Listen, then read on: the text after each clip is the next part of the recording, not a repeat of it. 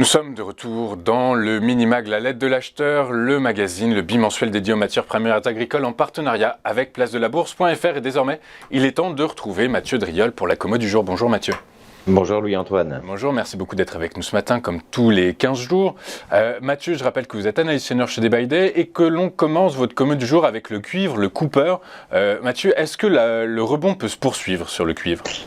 Alors, je me suis intéressé effectivement au cuivre. Alors, ça sort un petit peu du domaine classique. On n'est pas sur une commo agricole, mais le cuivre est pour moi assez représentatif en fait des anticipations économiques mondiales, parce que le cuivre est un des métaux en fait les plus utilisés tout simplement dans l'industrie. Ça sert beaucoup à tout ce qui est câbles électriques, etc.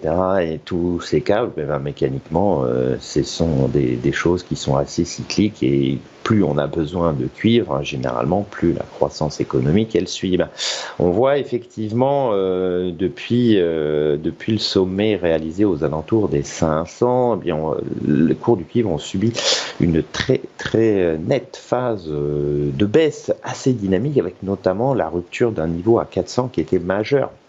Ce niveau à 400, il avait contenu l'évolution des cours du cuivre depuis pendant plus d'un an, et ces cours-là-ci sont revenus sur le support aux alentours des 316,25. Ce niveau est important, c'est 62% de retracement de l'ensemble de l'impulsion commencée en janvier 2020. C'est le retracement, on va dire d'une certaine façon extrême.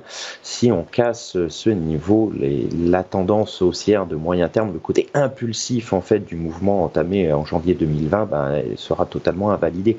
C'est aussi la proximité de la moyenne mobile à long terme, à 200 semaines, on est passé légèrement en dessous, puis on revient actuellement se positionner à proximité de ce niveau. Donc ça, c'est un indicateur donc de tendance de très long terme qui, là aussi, s'il était cassé, donc si on réenfonçait cette zone de support entre 340 et 316, signifierait effectivement que les cours du copper ne sont plus en impulsion, et que donc on peut poursuivre la correction, mais surtout le risque ici, ça serait des anticipations de moindre utilisation de cuivre, et donc d'une certaine façon de moindre croissance économique. Alors à court terme, pour l'instant, effectivement, les cours se maintiennent au-dessus de cette zone, donc d'une certaine façon ils peuvent essayer de tenter de poursuivre leur rebond, mais le rebond sera limité par, on l'a vu, l'ancien support qui est devenu résistance aux alentours des 400. Donc tant qu'on est sous 400, le potentiel de reprise est limité. Ça va prendre beaucoup de temps en fait pour réussir à relancer, à reconstruire quelque chose d'haussier à moyen terme. C'était donc pour faire une sorte de petit point par l'intermédiaire du copper sur l'état de la croissance économique. Oui, croissance économique. Alors vous nous parlez, alors effectivement, hier on a vu avec Christophe Barrot que les marchés immobiliers aux États-Unis et en Chine souffraient énormément de la conjoncture actuelle. Du coup, ça peut nous donner un indicateur éventuel, un indice sur l'évolution du cours futur du cuivre éventuellement. Du coup, j'ai pas compris, Mathieu, à court terme, vous êtes plutôt haussier ou baissier sur...